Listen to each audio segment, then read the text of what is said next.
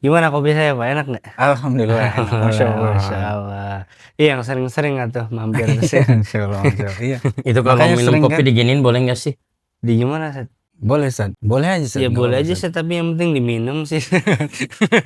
Jadi Iya, diminumnya iya. dari piringnya gitu ya, Ustaz ya? Wih, luar biasa. Ini kalau bisa di Zoom ya? Iya. Bisa ya? Biar adem enak nih. Biar adem ya. Iya, emang kita sengaja bikin kopi yang di setiap perjumpaan majelis. Iya, karena kopi yang disediakan oleh radio selain untuk para kru juga Sat ya, ini juga bisa dijual belikan, Oh, gitu ya. jual belikan. Bisa ya? Iya, kita juga menjual kopi ya dengan berbagai jenis brand atau rasanya, baik robusta, ada yang arabica kan, ada yang full wash, ada apa yang madunya ya.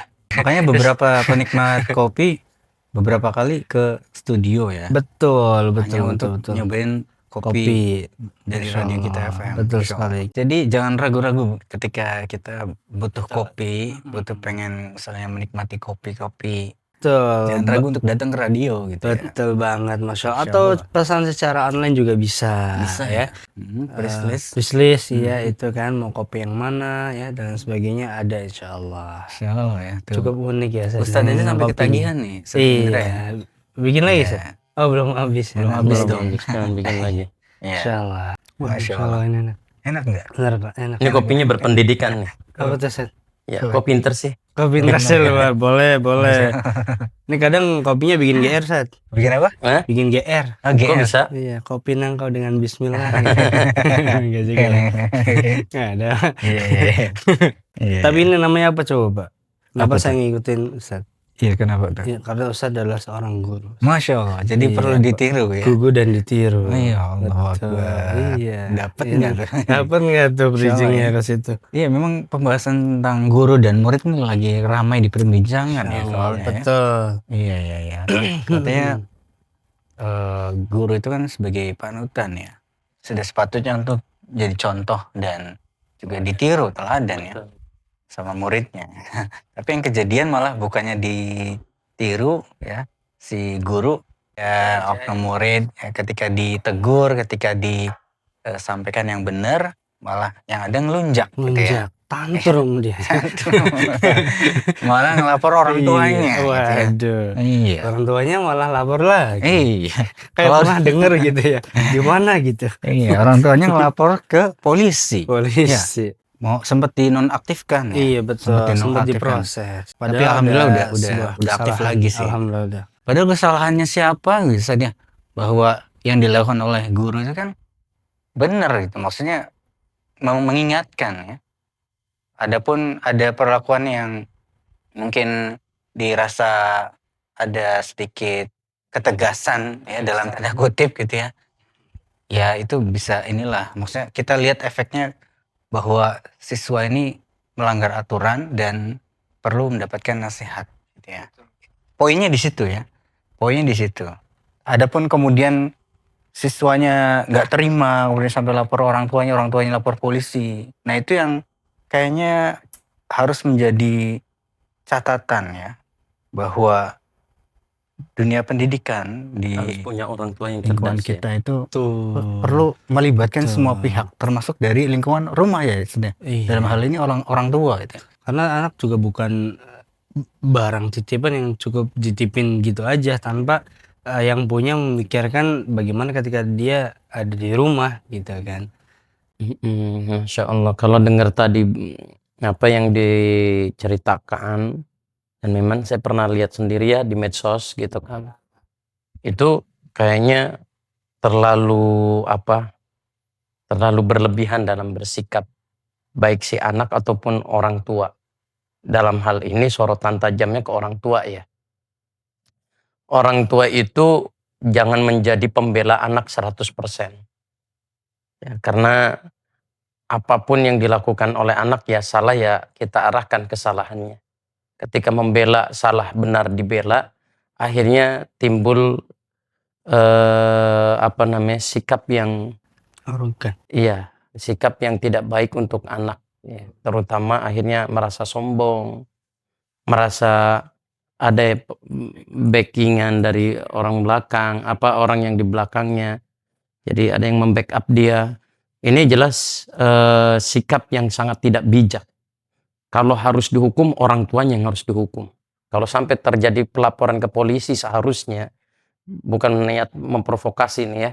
Seharusnya orang tua yang harus dihukum ya di sini. Kenapa? Karena tidak memberikan etika yang baik dan tidak menanamkan attitude kepada si anak untuk bisa bersikap seperti layaknya murid. Harusnya minta maaf kamu nak, nggak baik layak rokok di itu. Ini kalau kita lihat ada keangkuhan yang sangat berlebihan dari orang tua siswa ya, ketika sampai dia melapor entah apa yang ada di benaknya sampai melakukan hal yang demikian. Ini adalah sikap yang tidak baik ya, dan ini pun sangat kentara sekali keangkuhannya, sangat kentara sekali arogansi dari orang tua, seolah-olah dia ingin berkata kepada orang lain, nih lihat siapa aku, kan gitu. Belum tahu Naudzubillah aja dzalik, ini siapa mah dia. Iya. Pandangan ya. Iya, representatif dari apa yang dilakukan oleh orang tua, bukan representatif ya, bahasanya. Jadi akhirnya banyak orang yang multi tafsir dalam menyikapi sikap orang tua ini, maksud saya seperti itu. Iya, maksudnya gini Ustaz. Jadi kayak akhir-akhir ini seorang siswa atau oknum siswa ya dalam hal ini jadi cenderung lebih manja ya. Kayaknya ya, kelihatannya gitu ya. Manja, Kalau betul. dilihat dari berdasarkan apa yang terjadi gitu ya. Kalau dulu kita ya, maksudnya yang SD-nya tahun 90-an ngumpul ya. Itu udah biasa gitu. Guru Rotan, keras apalagi kepada muridnya itu sikap tegas tuh. ya, Iya, peci itu kayak menghapus. Tahu nggak? kalau kita salah ya artinya ya. Penggaris yang panjang Oh iya betul, dari kayu dari kayu. dilempar sambil lari sama guru. Dan bahkan kalau misalnya orang tuanya pun tahu, kalau dulu ya, andai pun orang tuanya tahu, misalnya dapat surat dari sekolahan untuk dikasih ke orang tuanya sebagai peringatan kepada siswanya ini ya, yang terjadi malah siswanya yang dimarahin sama orang tua gitu ya, bukan kemudian malah orang tua ngebela anaknya gitu ya yang berbuat salah gitu ya. Iya betul, dan bahkan orang tua itu sendiri kalau udah dapat surat dari sekolah tuh kayak malu banget gitu ya. Iya bener. Aduh ini buat apa lagi anak gitu kan, masa malu, merasa ke guru tuh jadinya ya hormat juga gitu, nggak bersikap yang bahkan sampai melaporkan gitu kan. Yang terjadi seperti ini namanya degradasi moral nggak sih? Ada potensi untuk degradasi moral nggak sih? Sebenarnya peran guru itu seperti apa nih harusnya nih kalau dalam pandangan Islam nih? Baik, Bismillah ya. Saya ingin mencoba menjawab dari berbagai sisi. Yang pertama dari sisi jangan politisasi atau dunia pendidikan. Di saat dunia pendidikan itu menjadi objek permainan politik, ya, akhirnya timbullah kekacauan dalam dunia pendidikan. Iya, di saat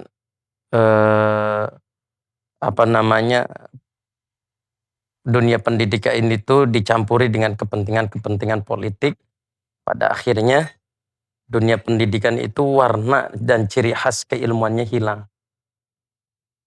Mungkin akhirnya terjadilah tadi yang disebutin oleh Mas Hafid ya, Mas Cafid, adanya degradasi moral. Ada sesuatu yang harus kita amati bersama. Yang pertama yaitu jangan mempolitisir dunia pendidikan. Kenapa? Karena pada akhirnya esensi dunia pendidikan itu hilang warna keilmuannya. Satu ya, dibuat kebijakan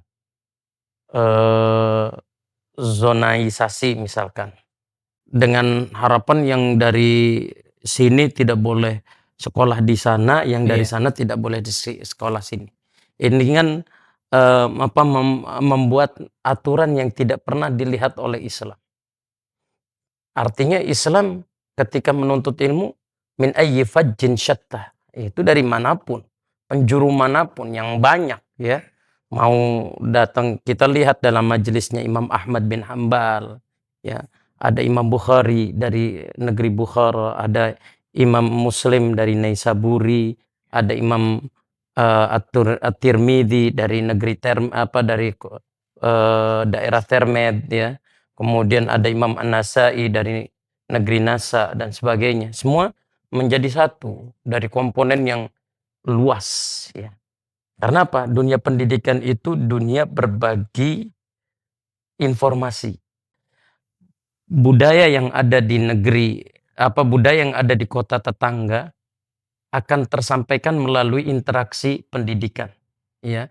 Kemudian contoh ya tadi, ketika bersatunya dari berbagai negara, ketika bersatunya dari berbagai daerah, mengakses sebuah sekolah yang dianggap mereka unggul, ya kan?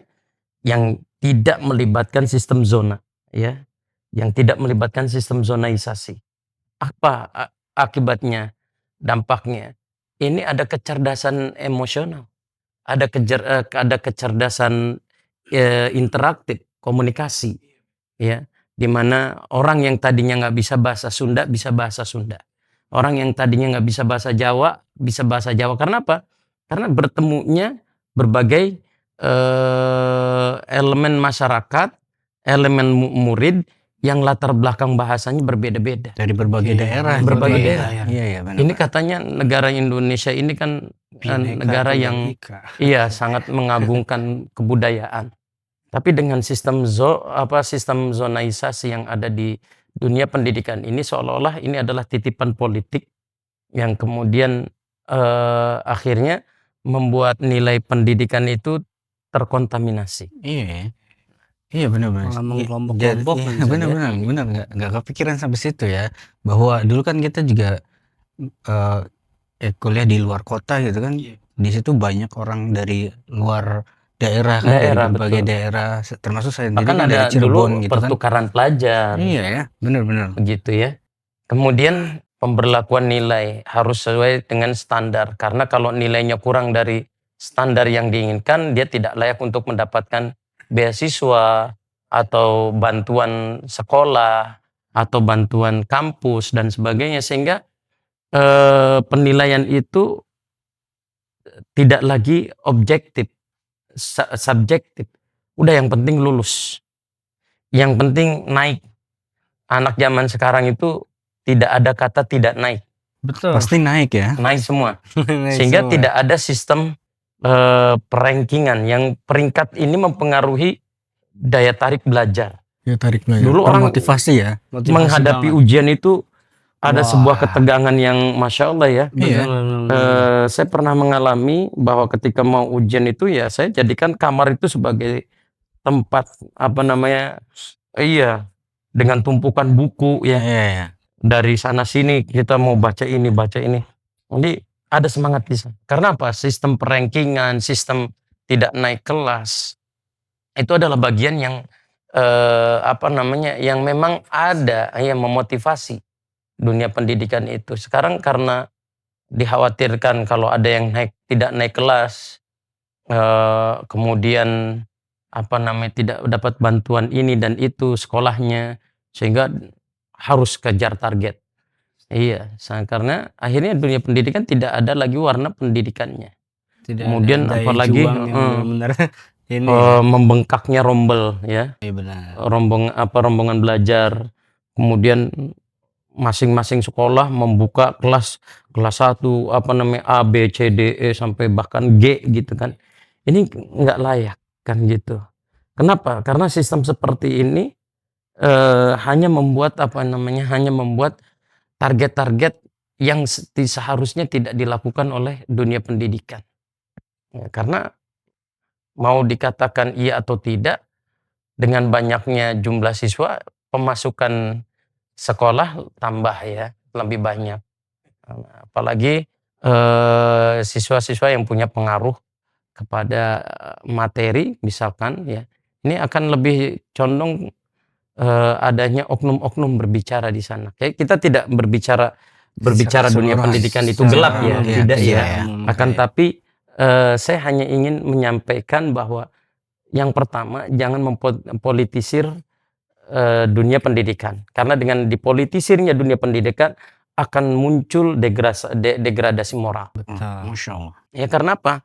Dunia pendidikan nggak ada warnanya lagi, nggak ada kekuatannya lagi, nggak ada apa namanya, nggak ada izahnya lagi, wibawanya lagi, Wibawanya lagi, betul. ya kan gitu. Ada izah. Saya sekolah nggak sekolah lulus kok, ya kan? Saya sekolah nggak sekolah dapat nilai kok. Saya sekolah nggak sekolah tetap naik kelas kok. No, Belajar ini- nggak belajar tetap naik kelas gitu ya. Kemudian tidak berlakunya dengan adanya politisir ini tidak berlakunya sistem yaitu tadi reward dan pemberlakuan sanksi. Karena apa? Karena ya dianggapnya ya udahlah sanksinya juga ringan aja, Nyantai gitu ya. nyantai, hanya buat teguran-teguran biasa, sehingga ya Allah banyak sekali orang yang memanfaatkan dunia pendidikan sebagai satu apa namanya satu delik hukum ya, karena dipolitisir kalau ada kejadian-kejadian yang apa mengarah kepada menurut mereka tindak pidana, maka sangat mudah sekali dijadikan delik hukum ya. Ini juga apa namanya bagian daripada dampak mempolitisir dunia pendidikan. Kemudian yang kedua, Sisi lainnya ya. sisi lain. Tadi kan yang pertama ya sisi lain. Jangan Jangan mempolitisir dunia pendidikan. Yang kedua, pendidikan itu sebagai sarana mentransfer keilmuan dan wawasan. Ya, keilmuan dan wawasan. Di mana keilmuan itu akan menjadi warna yang sangat melekat dan erat dalam dunia pendidikan. Orang tanpa ilmu tidak bisa terbimbing. Ya, Ya. betul. Orang tanpa ilmu tidak memiliki dampak dan pengaruh perkembangan. Ya. Oleh karenanya ilmu itu menjadi sarana terkuat ya dalam dunia pendidikan, dan mentransfer ilmu serta wawasan itu menjadi bagian yang tidak bisa dihayal apa tidak bisa dielak. Nah, sekarang bagaimana ilmu itu akan tertransferkan dengan baik, terserap dengan baik. Kalau seandainya dalam dunia pendidikan itu hanya sekedar ya sudah yang penting anak sekolah. Masuk jam 7, Masuk jam 7, pulang jam 12. 12 misalkan, atau jam 1 ya. Kemudian nggak ada. Dan anak hanya sekedar daripada saya nggak sekolah, saya nggak dapat duit. Kan gitu. Maka dia dapat duit dari orang tua untuk bertemu dengan teman-temannya di sekolah. Dan akhirnya warna keilmuan nggak ada. Datang di kelas hanya sekedar untuk tidur, datang di kelas hanya untuk sekedar apa namanya ngobrol, iya.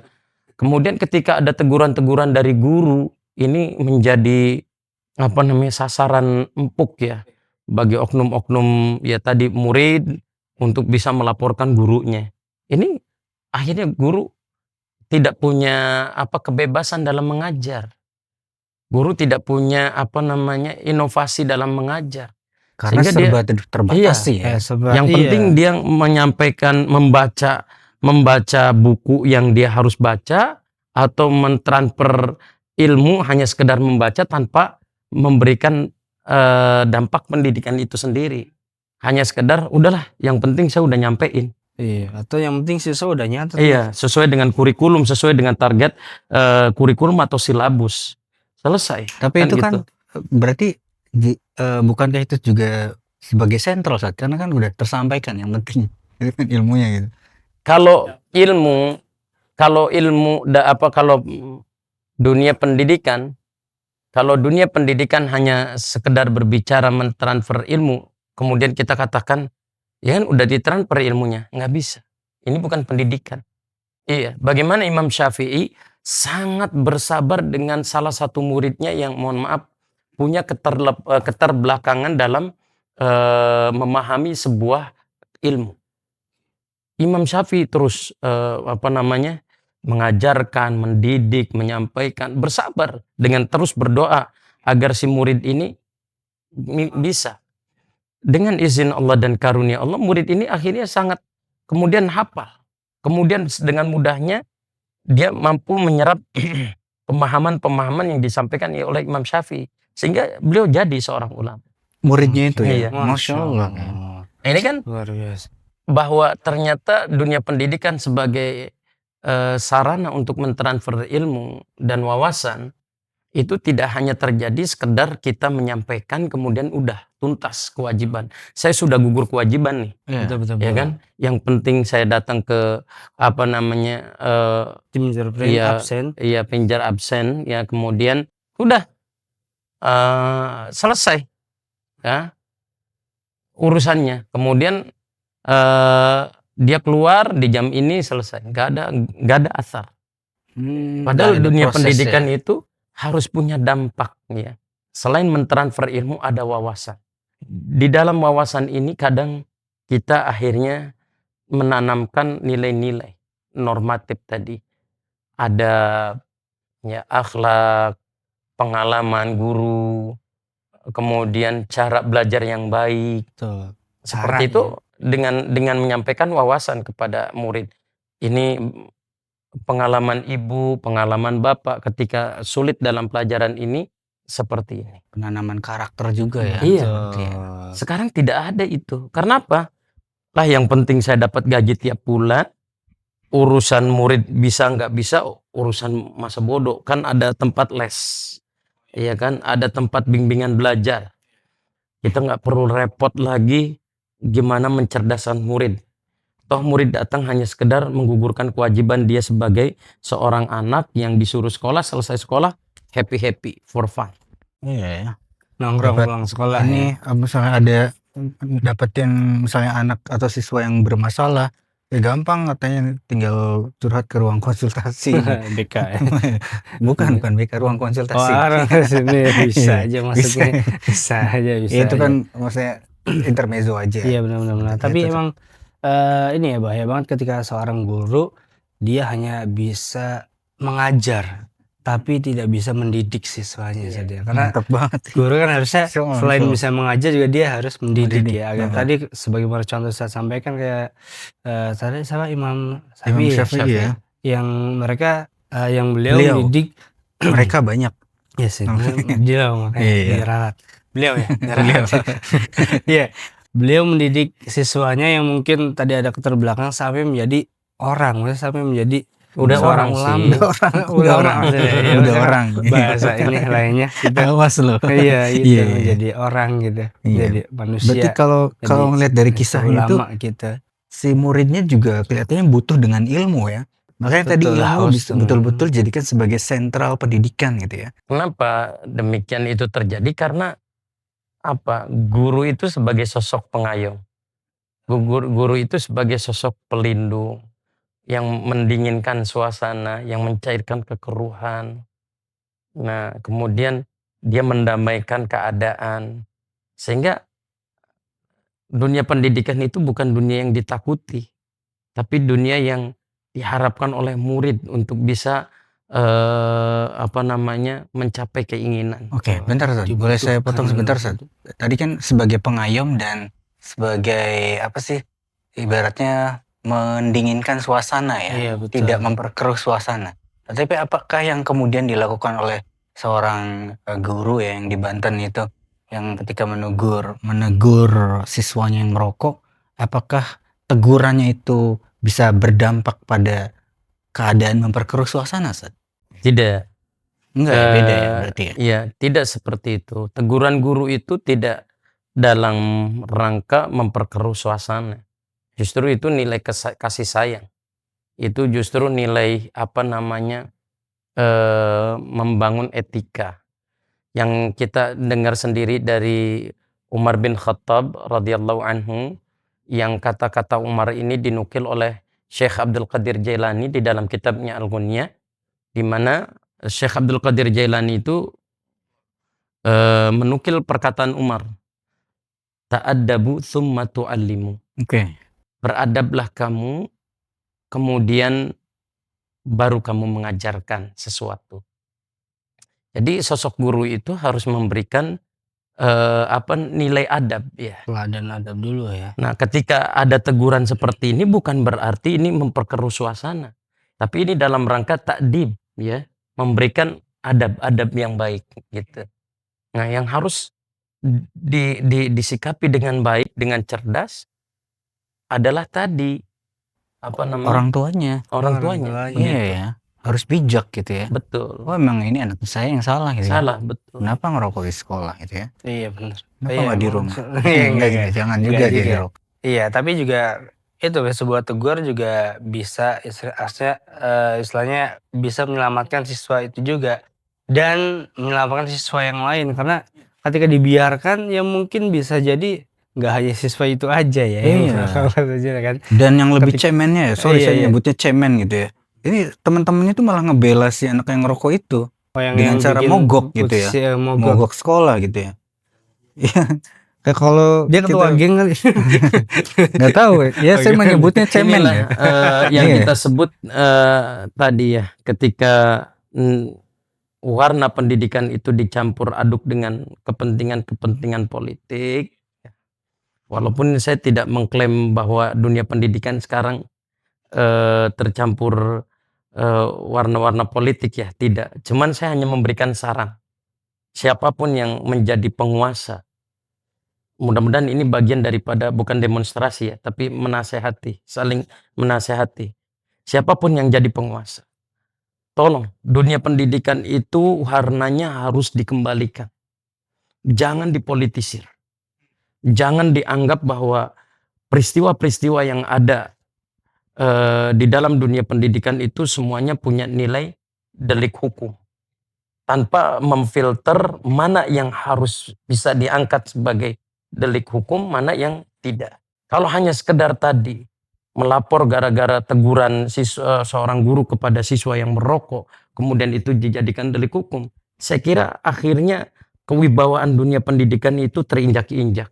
Jatuh. Iya, moralitas yang terbangun akhirnya tidak memiliki wibawa. Itu karena apa ya? Karena tadi ketidakpedulian semua elemen terhadap masalah ini kan gitu. Oleh karenanya saya mohon dengan perbincangan kita kali ini, siapapun yang menguasai, siapapun yang jadi berkuasa, siapapun yang menjadi aparat, bahwa buatlah sebuah aturan bahwa tidak semua peristiwa yang ada di dalam dunia pendidikan yang dalam rangka mendidik anak didiknya kemudian bisa ditarik sebagai permasalahan delik hukum atau pidana, yang masalah itu kemudian menjadi sesuatu yang menghebohkan ya. Kecuali memang ada tindak pidana yang tidak bisa ditolerir, baru itu kita katakan seperti pencabulan. Iya, kalau itu mau udah masuk delik hukum dong. Iya. Kemudian melakukan seks bebas, Waduh. narkoba itu kita nggak akan Komentar. diri. Silakan, selesaikan. Selesaikan. Tapi kalau hanya sekedar kalau hanya sekedar memberikan teguran ataupun ibaratnya hukuman ya dalam rangka memberikan adab kepada seseorang, nah ini nggak wajar aja. Jadi inilah warna yang saya katakan jangan mempolitisir dunia pendidikan. Bukan berarti ucapan saya ini mengklaim bahwa semua dunia pendidikan dipolitisir ya, tidak ya. Enggak. Bukan itu maksud saya, tapi saya ingin mengimbau, saya ingin mengajak kepada seluruh elemen masyarakat terutama aparat ya dan juga penguasa dalam hari ini pemerintah. Jangan ada lagi yang namanya politisisasi dalam dunia pendidikan. Iya. Munculkan warna sesungguhnya, munculkan corak sesungguhnya dunia pendidikan itu. Nah, sampai bergulir kasus ijazah palsu pun nggak selesai-selesai karena dunia pendidikan dipolitisir. Kalau ini selesai kalau ibaratnya semuanya bicaranya kejujuran, dunia pendidikan dikembalikan. Sekarang orang pengen masuk, gagal masuk gara-gara di sini ada masukan titipan. Nah, ya, murid-murid titipan. Entah itu karena ini anak penguasa, ini anak aparat, entah itu ini anak konglomerat, ini entah itu anak apa, sampai yang akhirnya pada merat semuanya. Merat. Merat tuh Ya mungkin ini bagian dari politisasi juga ketika misalnya seorang siswa ditegur oleh kepala sekolahnya karena siswa ini membawa mobil ya waktu itu ya ke sekolahnya. oh iya ada. Siswanya ngelapor ke orang tuanya, yang ternyata orang tuanya ini pejabat ya, pimpinan ya, maksudnya nggak tahu apa waktu itu, wali kota, bupati, ya gitu lah. Yang Kita terjadi malah tinggalkan urat saraf kita dengan minum kopi Oh dulu. iya, boleh. boleh. santai ya. Ya dari awal juga kita santai gitu. Santai banget kita. Santai itu ya. Santai ya.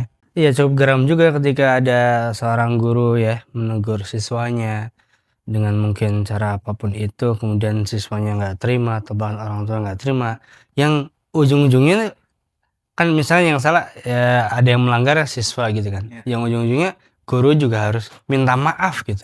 Ini kan padahal kan kadang suka geram juga kan gitu, guru yang negur nih, yang menegakkan kebaikan gitu ya, artinya kan menegakkan sebuah adab, sebuah perilaku yang baik, malah suruh minta maaf ketika menegur seorang yang salah murid. Santai. Gimana Sat? Santai. Ini gimana sikap kita nih? Santai. Ini kan saya baru nyampein 2 ya. Oh, iya, Sisi, betul. dua sisi. Iya, 2 sisi. Sekarang kita masuk poin yang ketiga nih. Oke. Bahwa guru itu adalah pilar kebaikan. Guru pilar kebaikan. Guru Pilar. itu Oh, kita pilar. katakan sebagai pilar kebaikan. Kenapa? Karena adanya guru itu sebuah sosok atau sebuah sarana lah ya. Kalau dibilang sarana apa yang pas ya bahasanya. Jadi guru itu sebagai transformer atau apa ya? Transfer robot. Ya sebagai ini. Pokoknya- transformasi. Iya, transformasi ya. Artinya guru itu akan menyampaikan kepada kita banyak hal tentang kebaikan.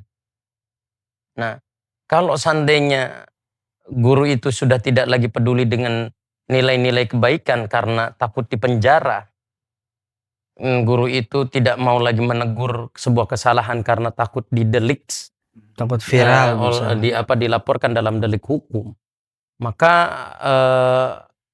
guru itu akhirnya timbul masa bodoh. Lu gua yang penting gua selamat. Lu mau pinter, mau blow on urusan lu kan gitu. Akhirnya guru Cuek ya. cuek. Kayak kopi tadi ya. Iya, sampai kan ada di apa namanya? Di video meme itu ya. Iya. Anak SD gulat, sang gurunya dibiarin. Biarin. Oh, iya, kemudian Tat. anak SMP gulat dibiarin. Ini karena apa? Ini sebuah video kekecewaan yang direpresentatifkan dalam bentuk film. Jadi itu hasil tuangan dari seduhan para guru yang dia tidak nyaman dengan hidup sebagai Kondisi seorang guru ini ya. di Indonesia. ini Kondisi pendidikan ini problem yang harus diangkat. Iya benar. Ya. Kemudian saya tadi kembali bahwa guru itu sebagai pilar kebaikan.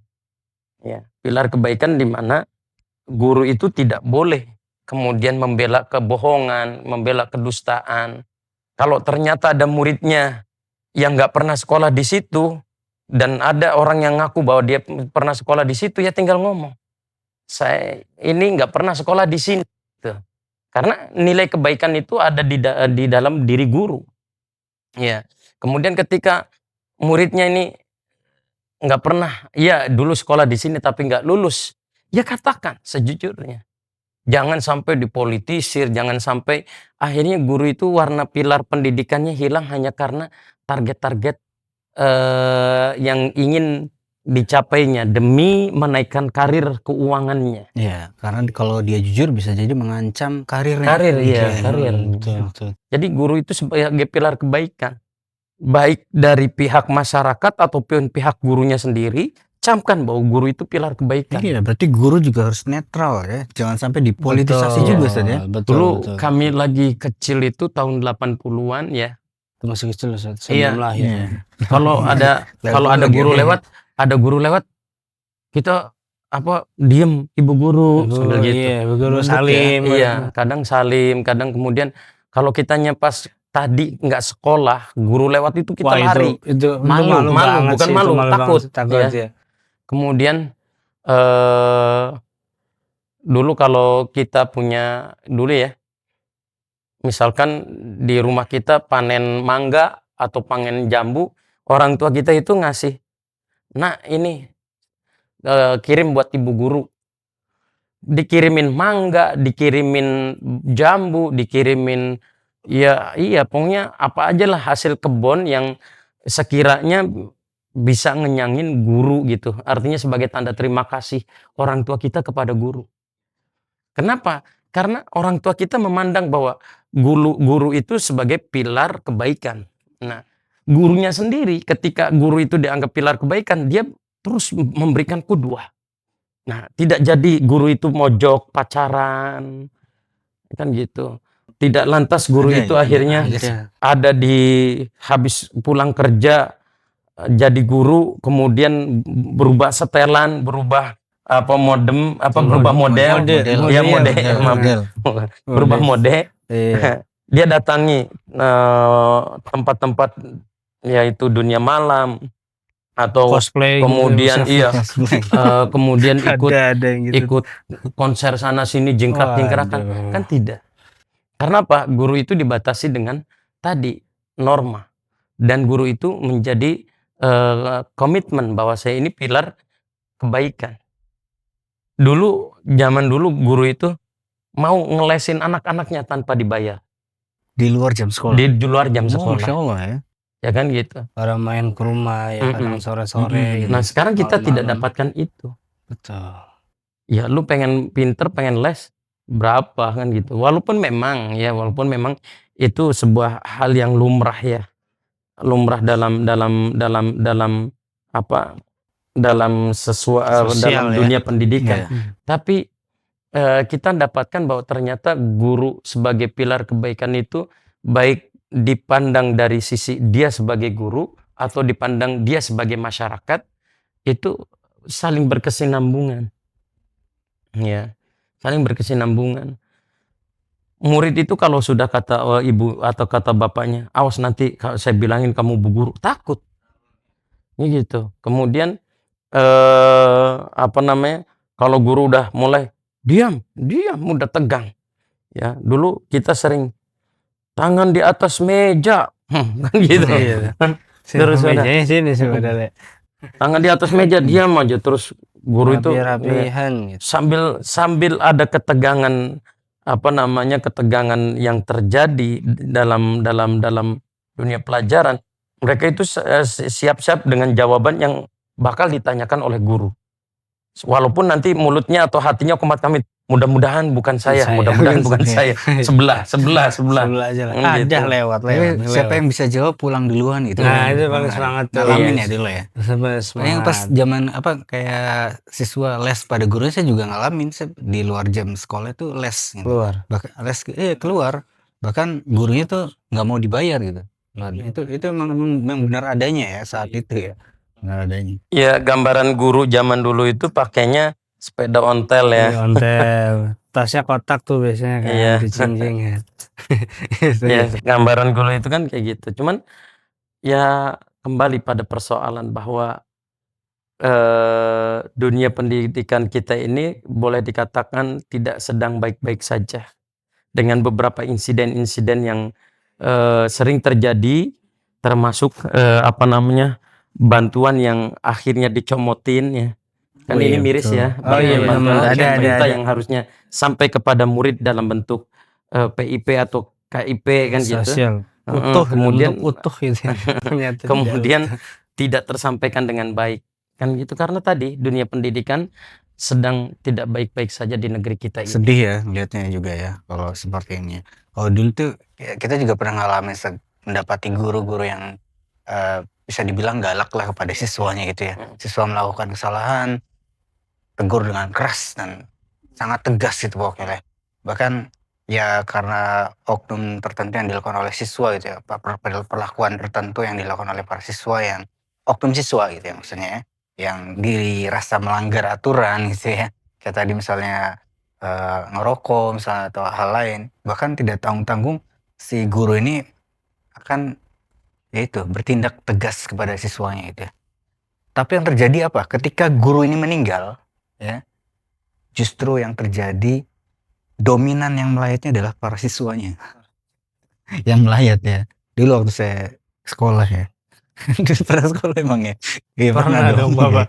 Iya. Pernah, Bapak. Ya dulu waktu SMP ya. SMP. Jadi ketika Di beliau wafat. Cirebon. Iya, ketika beliau wafat justru yang Melayat terbanyak ya. itu melayat itu dari para siswanya sendiri. Insya gitu. Allah. Insya Karena Allah. sudah terasa kali ya mungkin Iya, ketika sudah jadi nggak ada galak malah tuh ini nih karena bener gitu, galaknya tuh iya, karena bener maksudnya gitu ya. benar gitu. Dan nggak ngelawan kok saat itu kalau memang siswanya salah tuh, misalnya mendapatkan perlakuan yang tegas tuh nggak ngelawan gitu, nggak berani.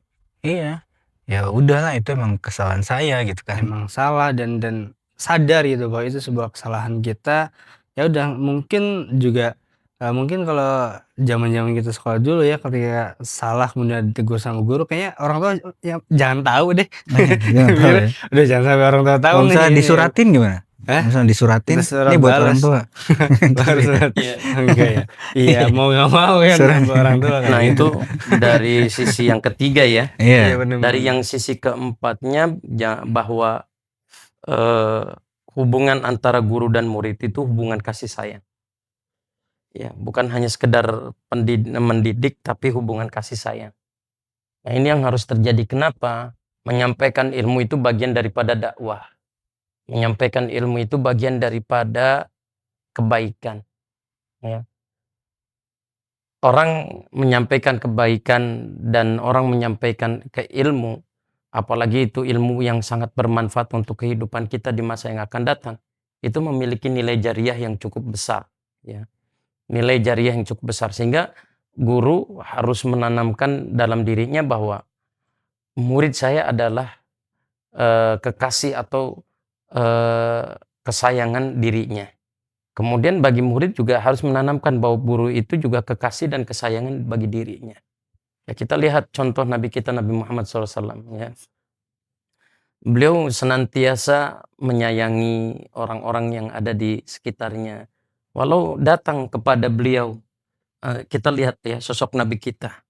Seorang pendidik yang sangat unggul ya dari berbagai sisi dan dari berbagai hal.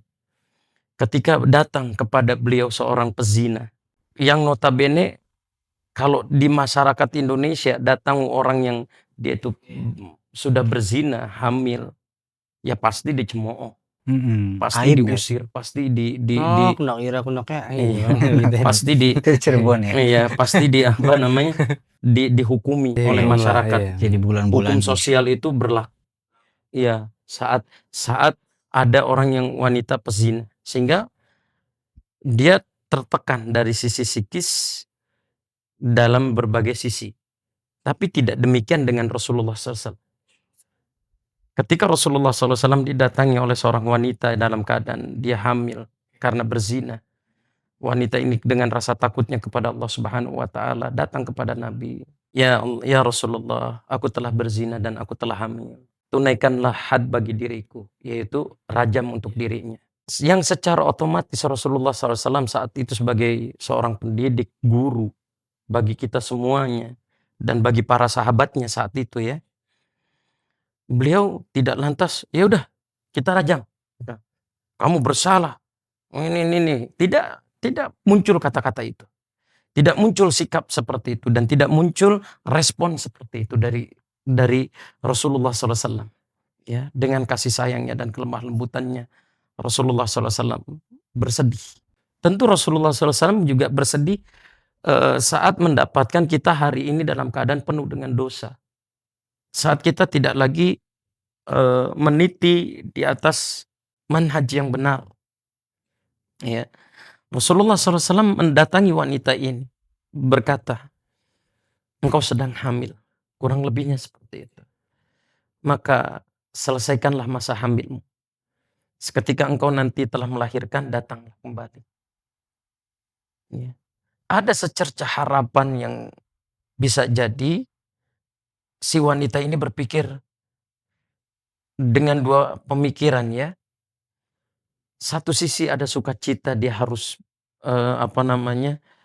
bisa melahirkan terlebih dahulu sehingga bayi yang ada dalam kandungannya selamat. Ya kan? Rasulullah telah menyelamatkan 2 jiwa secara tidak langsung. Ya. Kemudian setelah itu, walaupun pikiran yang lainnya berpikir, kalau saya harus menunda had saya, lantas bagaimana nanti ketika anak sudah lahir kemudian harus berpisah dengan ibundanya. Ini kan satu kondisi yang berkecamuk ya di dalam sebuah pikiran seorang ibu. Oleh karenanya Rasulullah SAW mengatakan kepada wanita ini, pergilah dan melahirkanlah. Mendirikan ketenangan jiwa. Kenapa menimbulkan ketenangan jiwa? Dia akan bisa melahirkan bayi ini karena bayi ini tidak bersalah. Kenapa bayi ini harus dihukum sementara atas perilaku orang tuanya? Padahal bayi ini tidak punya dosa. Itu nilai. Ya. Nilai yang ditanamkan oleh Rasulullah berupa kasih sayang. Setelah bayi ini dilahirkan, kemudian wanita ini datang kembali kepada Rasulullah meminta untuk dijatuhkan hadnya, rajamnya.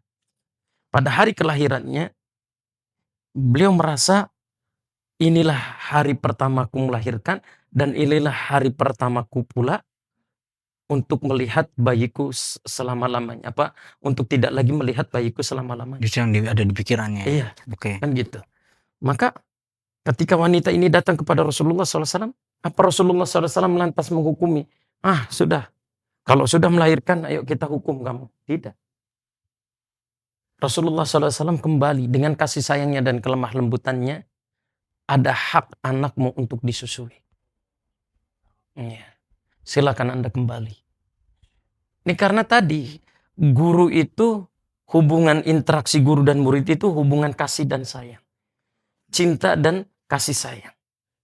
Bukan hubungan Hanya sekadar gap ya. menyampaikan. Dia guru, aku murid. Ada gap. Atau kesenjangan.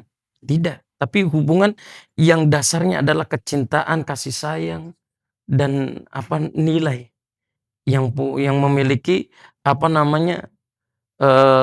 derajat yang tinggi. Kemudian wanita ini kembali ke dalam rumahnya. Dia susui. Ada tangisan batin sebagai seorang ibu. Dia menyusui untuk membesarkan anak ini, kemudian berpisah. Tapi ada ketegaran dalam ibu itu juga. Toh saya melakukannya karena Allah. Ya. Ketika kita melakukannya karena Allah, Allah tidak akan pernah menyanyiakan kita. Itu pelajaran yang begitu besar. Setelah 2 tahun beliau datang kembali kepada Rasulullah sampai akhirnya Rasulullah menunaikan hadnya, menunaikan hukuman rajam atas dia. Rasulullah menegur para sahabatnya, menegur Umar bin Khattab, menegur Khalid bin Walid radhiyallahu anhu. Kata Rasulullah, kalau seandainya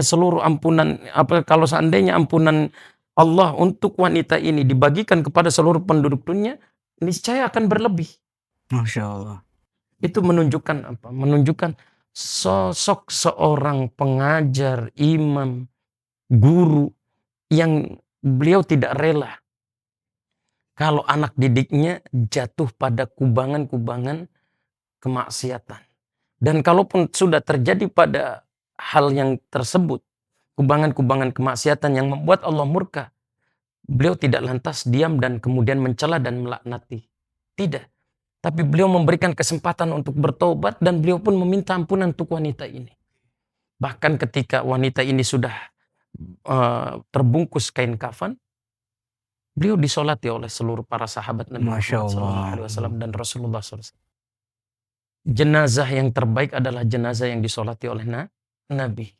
Ini ada nilai ya di sini, nilai hubungan kasih sayang, kecintaan itu sangat erat digambarkan oleh Rasulullah kepada seorang sahabat ini. Kemudian coba lihat, ketika seorang sahabat Nabi datang kepada Rasulullah Sallallahu Alaihi Wasallam, beliau meminta izin, ya Rasulullah, izinkan aku berzina. Mungkin kalau Rasulullah mendudukan dirinya sebagai seorang yang penguasa, killer dan sebagainya, iya, apa-apaan kamu Iya, kan iya, gitu kan. iya. Kamu gak inget tahu hukumnya, kamu bakal masuk neraka gini-gini. Kalau Rasulullah ada tidak sahabat seperti lain itu. mungkin emosi ya sahabat Iya. lain ya. Tapi Rasulullah membangun etika berkomunikasi. Etika berkomunikasi yang baik dengan muridnya, dengan sahabatnya. Baik. Tidak membicarakan ini halal, ini haram, tidak. Ini bakal masuk neraka, ini bakal kamu, enggak.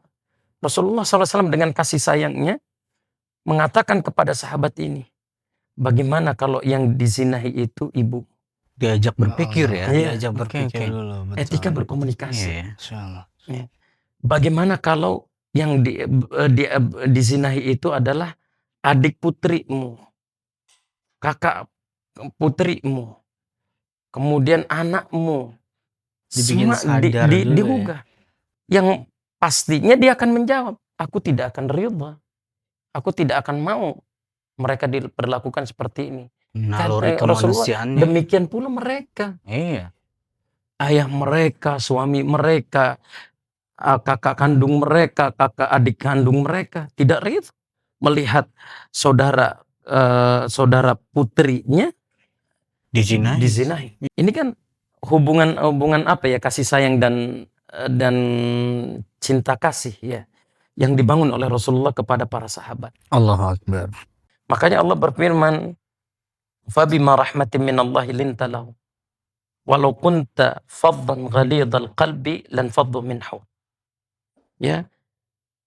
Atas karunia kasih sayang yang Allah anugerahkan kepada dirimu wahai Muhammad, engkau bisa berlemah lembut dengan orang-orang di sekitar. Ini karunia Allah terhadap Nabi Muhammad SAW. Kalau seandainya engkau dalam bermuamalat kepada mereka menampilkan kerasnya watak, sikap, arogansi, egois, lan faddu min haulik, mereka akan pergi dari dirimu. Nah, sosok guru tadi adalah pengayom, memberikan pendingin dan sebagainya, karena dasar pemberiannya adalah tumbuhnya kasih sayang dan cinta kasih. Masih banyak di kalangan para sahabat kita, para sahabat Nabi yang mendapatkan betapa sayangnya Nabi Muhammad SAW kepada mereka dalam mengajarkan pendidikan. Terakhir, yaitu Imam Abu Hanifah. Imam Abu Hanifah itu mencontohkan bagaimana membangun kasih sayang dan kelemah lembutan ini di dunia pendidikan. Ketika yang datang kepada dirinya seorang murid, yang murid itu dipandang artinya dari sisi strata ekonomi antara Abu Hanifah dan muridnya lebih kaya Abu Hanifah. Al-Imam Abu Hanifah adalah seorang imam yang sangat kaya raya. Yang beliau itu subhanallah sekali infak bukan lagi dirham, dinar. Ya. Dan kita ketahui bahwa ternyata salah satu muridnya datang kepada beliau ingin membeli kain yang beliau dagangkan. Ibarat kata, di mana beliau mendagangkannya dengan harga yang mahal kepada para konsumen selain daripada orang yang beliau kenal. Namun ketika yang datang kepada muridnya, beliau kasih harga yang sangat murah. Sehingga si murid tadi membelinya dengan 2 kain. Ya, dengan 2 uang yang dia berikan, dia dapatkan 2 barang. Padahal kepada orang lain uangnya tidak cukup untuk 1 barang sekalipun.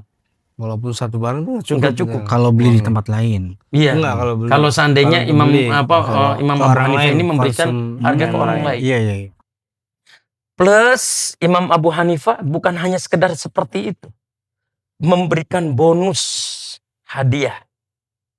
Sebagai hadiah imbalan kepada kepada si murid yang telah membeli dari dagangannya.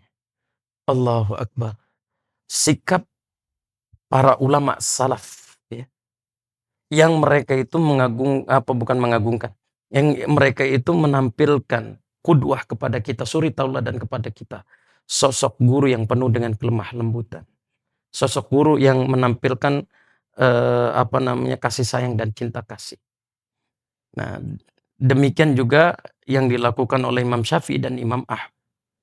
Di mana Imam Syafi'i begitu cinta kepada Imam Ahmad sebagai muridnya, Imam Ahmad sebagai muridnya Imam Syafi'i begitu cinta dan sayang kepada Imam Syafi'i. Imam Ahmad itu kalau pengen besuk Imam Syafi'i itu dia nyiapin segala sesuatu yang disukai oleh Imam Syafi'i.